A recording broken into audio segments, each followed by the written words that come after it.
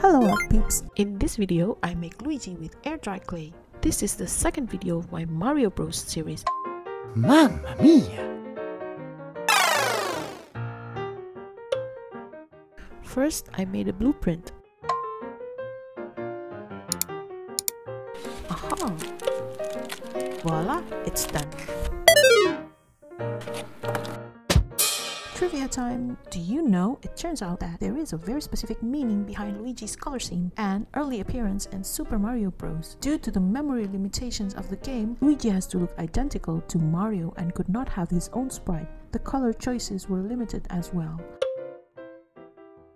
The sidesteppers are the red crabs and the shell creepers are the green-shelled turtles. Mario and the sidesteppers share a color palette, so Miyamoto decided that Luigi should be the same color as the shell creepers. So, the reason why this project takes so long to finish is because I procrastinated.